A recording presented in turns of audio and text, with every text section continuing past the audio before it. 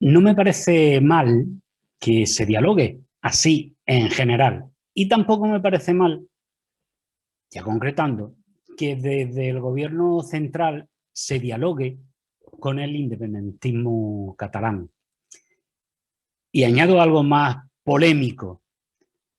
No me parecería mal dialogar sobre la independencia de territorios que conforman el actual Estado español. Ahora bien, lo que me parece mal es tomar el pelo a la gente, como hace Pedro Sánchez y su corte de Rey Sol.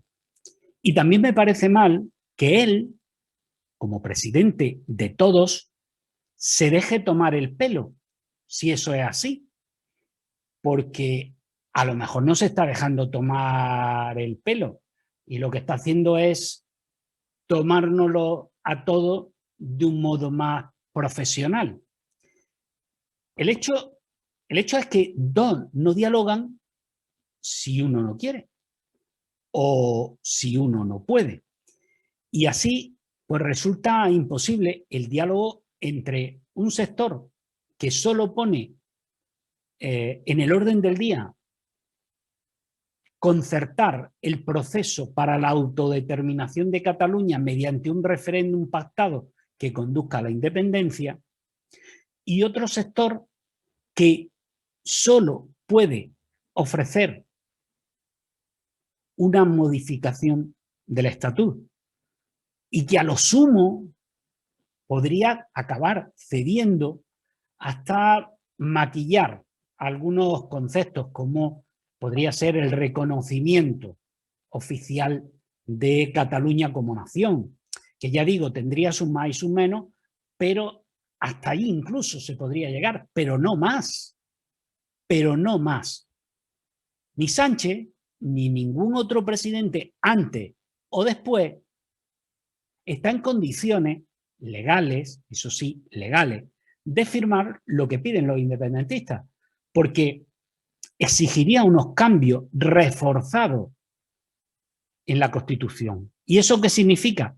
Pues que tendría que haber elecciones, tendría que haber un referéndum sobre esa modificación y tendría que volver a haber elecciones. Es decir, habría por lo menos dos convocatorias electorales y un referéndum sencillamente, sencillamente para favorecer o permitir desde el punto de vista legal que se haga un referéndum en Cataluña, un referéndum que por otro lado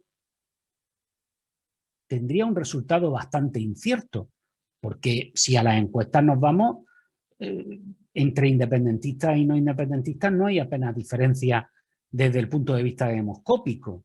Por lo tanto, el resultado de ese supuesto referéndum sería inesperable para cualquiera de las dos partes. Sobre todo después de ese largo proceso legal al que nos hemos referido, de referéndum sobre la reforma constitucional, elecciones con sus correspondientes debates, sus correspondientes tensiones, con sus correspondientes juegos políticos entre uno y otro, para luego desembocar en un referéndum en Cataluña con un resultado incierto. Y ojo, ¿y qué pasa después del referéndum? Y si en el referéndum sale no a la independencia de Cataluña, suponiendo que todo eso, hasta ese momento, todo salga favorable a los intereses de los independentistas. ¿Qué pasa si luego sale no? ¿Se van a conformar o van a hacer el planteamiento otra vez un año después, o 2 años, o 5 años después? Y si sale que sí, ¿qué va a pasar con el resto de nacionalidades del Estado? ¿Darán el mismo paso? ¿Pedirán lo mismo? ¿Se les negará? ¿Se permitirá? Y a todo esto, ¿qué tendrá que decir la Unión Europea sobre lo que está ocurriendo en la desmembración de uno de sus estados? En fin, quiero decir con eso que, a ver, ¿de qué van a dialogar? ¿De qué van a dialogar? Hemos visto a Pedro Sánchez en el Liceo de Barcelona. Allí el presidente convocaba a la denominada sociedad civil catalana para escenificar la concesión magnánima de los indultos a los condenados por el procés. Y el independentismo, es decir, aquellos a quienes se va a favorecer con esa medida, son los que le han hecho el vacío, los que le han hecho una manifestación en la puerta, los que le boicotearon el acto. Y hasta el presidente de la Generalitat se fue casi a 200 kilómetros de Barcelona a un acto sin importancia con tal de distanciarse incluso físicamente de donde estaba el presidente del gobierno central. ¿Y al acto quiénes fueron? Pues al acto fueron los suyos, los socialistas de Cataluña. Punto final. Es que además hay que tener en cuenta que por mucho que algunos critiquen los indultos, un indulto significa, cuando se acepta, el reconocimiento implícito de que se ha cometido un delito. No hace falta decirlo, el reconocimiento implícito. Te indultan porque has cometido un delito y te perdonan una parte o la totalidad de la pena, a veces con condicionantes y otras veces sin ello. Por eso los afectados exigen la amnistía. ¿Por qué? Porque la amnistía significa la inexistencia del delito en sí mismo. Es decir, que aquello de lo que te acusaron no puede ser considerado un delito. Además está otra cuestión, y es el propio lío que tienen los independentistas dentro de ellos, porque no son ni muchísimo menos un bloque compacto. Por una parte tenemos a los de Esquerra Republicana, a eso sí les interesa el indulto. ¿Por qué? Porque al margen de esta cuestión de la legalidad o no de lo que se hizo, la diferencia entre indulto y amnistía, hay otra cuestión no menos interesante, y es que Esquerra Republicana es la única cuyos miembros asumieron penalmente las consecuencias de su acto, y eso le honra. Se presentaron ante el juez y acabaron en la cárcel. Y han estado hasta ahora mismo en la cárcel. Los otros, los de Junts, los de Puigdemont, los de la CUP, esos se fugaron. Claro, a eso no les vale el indulto. No les vale sencillamente porque ni han sido juzgados, ni han sido condenados y por lo tanto no pueden ser indultados. Solo una amnistía puede evitar que sean enjuiciados y condenados. Por lo tanto, insisto una vez más, ¿de qué van a dialogar? Porque el diálogo sobre los indultos es que no ha existido. Todos recordamos las montones de veces que ha dicho el presidente de gobierno Pedro Sánchez que los indultos no estaban sobre la mesa. También recordamos el montón de veces que los afectados por esos indultos decían que ellos no querían los indultos, que no los querían, oiga. Al final no se han quedado en la cárcel cuando le han dado el indulto. Han salido uno detrás de otro, normal, comprensible, porque si no querían el indulto podían haberlo rechazado y haberse quedado dentro de la cárcel. En fin, es una sugerencia. Y bueno, ¿y a quién se ha indultado? Pues esa es otra cuestión. Aquí, a un lado y a otro, pues ahí los tienen. Aquí en España se ha indultado a miembros de un grupo terrorista. Aquí se ha indultado a golpistas. Aquí se ha indultado a secuestradores. Lo ha hecho el PSOE y lo ha hecho el PP. ¿Estos merecen no ser indultados? Bueno, pues como comprenderán, y les pongo esos ejemplos, es discutible. Es discutible. Yo ni siquiera me he pronunciado en ningún momento sobre si deben o no deben ser indultados. Lo que digo es que se entiende que haya debate social sobre el tema. Pero una vez realizados esos indultos, ¿para qué son? Para abrir una mesa de diálogo. Bien. Vuelvo a lo mismo. ¿Y de qué van a dialogar?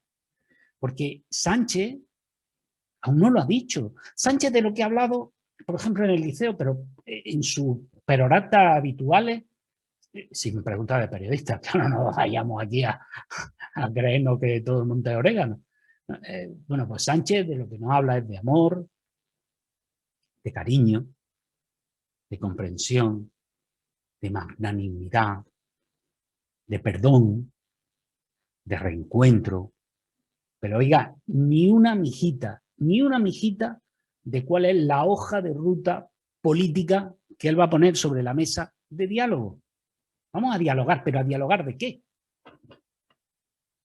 ¿Vamos a dialogar de la reforma del estatuto catalán o vamos a dialogar sobre la modificación de la Constitución para que haya un referéndum de autodeterminación en Cataluña? ¿Sobre qué vamos a dialogar? Eso sí lo han dicho los independentistas. El presidente del gobierno todavía no ha dicho de qué quiere dialogar. Pero en realidad es que da igual, porque le prometa lo que le prometa Sánchez a los independentistas, da exactamente igual, porque va a ser insuficiente para ellos.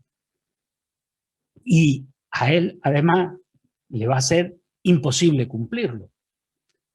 Entonces, ¿a qué fin sirve crear una mesa de diálogo bilateral? Pues a enmarañarlo todo un poco más, a alargar los plazos, a alargar los tiempos. Recuerden una cosa, lo de la mesa bilateral de diálogo ya se viene hablando desde que Pedro Sánchez ganó la moción de censura. Es decir, que esto no es de antes de ayer, esto viene ya de lejos. ¿Y se ha hecho algo? No. Le ha servido a Pedro Sánchez para que los nacionalistas les vayan aprobando presupuestos, le vayan aprobando leyes, y mientras ha ido dejando pasar el tiempo, claro, ya llega un límite en el que ya tenía que dar algo más, los indultos. Bien, ahora volvemos otra vez al punto de partida. Empecemos a hablar de la mesa de diálogo. Otra vez, 3 años después, volvemos a hablar de la mesa de diálogo. Y ahora empezamos a hablar unos cuantos meses sobre quién se sienta en esa mesa, qué fin tiene la mesa, de qué se puede hablar, de qué no, quiénes serán los interlocutores, dónde se reunirá, si en Barcelona, si en Madrid. Y claro, ¿y los demás? Claro, ¿cuánto va a tardar Euskadi en pedir una mesa de diálogo bilateral? Lo digo porque Andalucía ya ha pedido una. El presidente Juanma Moreno ya ha pedido una mesa de diálogo bilateral con el Estado. ¿Y eso es un acierto o es un error? Pues lo uno y lo otro a la vez. Es un acierto porque es verdad que Andalucía necesita una mesa de diálogo bilateral con el gobierno central, porque Andalucía tiene, ojo, como otras comunidades, pero allá ella, a mí me importa la mía, tiene una serie de problemas concretos que necesita dialogar directamente con quien se los puede resolver, que es el gobierno central. Por ejemplo, el tema de la financiación. Una comunidad infrafinanciada. Vamos, pero que no lo digo yo, que es que lo dice el PSOE. O sea, bueno, pues necesitamos una mesa de diálogo bilateral con el Estado, por supuesto. Tenemos menos infraestructura. Tenemos cosas como, por ejemplo, ¿por qué el puerto principal de todo el Estado que está en Andalucía, que es el puerto de Algeciras, sus beneficios se van a Madrid? ¿Por qué no repercute aquí? Por poner un ejemplo. O sea, el reparto de determinados problemas, como por ejemplo el de la inmigración. O sea, la mayoría de la inmigración irregular llega por las costas andaluzas.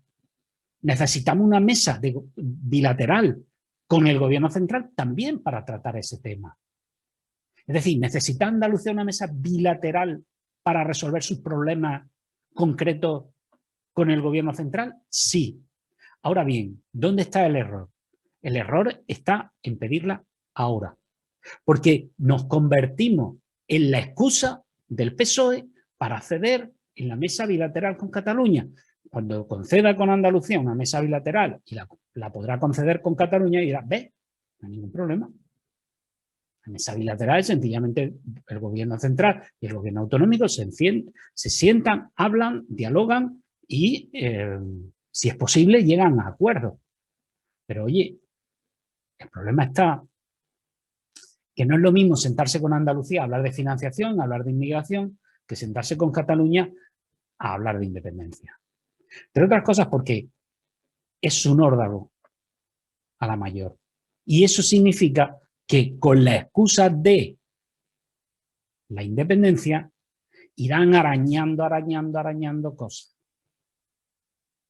Y nosotros, como en nuestra mesa de diálogo bilateral con España no vamos a pedir la independencia de momento, pues se va a quedar reducido, en caso de que magnánimamente Pedro Sánchez la acepte, se va a quedar sencillamente en un punto de encuentro donde hablar de la financiación y de 4 cosillas más, de la agricultura, de la pesca, de la inmigración, paro, y bueno, y así nos irán entreteniendo, y mientras la otra mesa en Barcelona irá arañando. Y así llegaremos hasta las próximas elecciones generales, hasta las próximas elecciones autonómicas y ya veremos en qué queda todo esto. Pero les vuelvo a lo del principio. 2 no dialogan si uno no quiere o si uno no puede.